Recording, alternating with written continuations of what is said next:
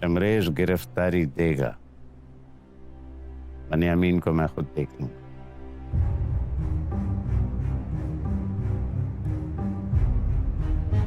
आइए अब्बा,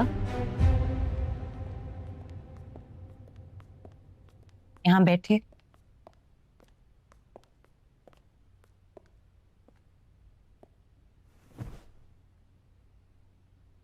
मेरे पास एक तरीका है अब्बा, खून बहाए बगैर सुलह मेरा ही काम है अब्बा।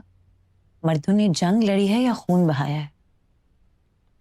घर नहीं बचाया। पहले वादा करें, जो मैं कहूंगी वो करेंगे। कुछ नहीं होगा मदिया। मियाँ जी इस बात के लिए भी तैयार नहीं है कि सिराज से महमल की शर्त पे बात की जाए। गुस्सा कर रहे थे। एसएसपी ने कहा है कि 4 दिन है उसके पास, उसके बाद गिरफ्तारी होगी।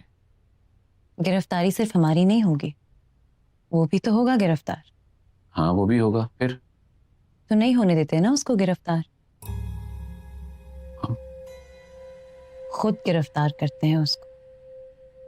पिस्तौल उसकी कनपट्टी पे रख के वीडियो कॉल पर दिखाते हैं सिराज को, बल्कि उसकी अम्मी को। फिर कहिएगा 1 दिन है आपके पास, शर्त मानिए या बेटे की लाश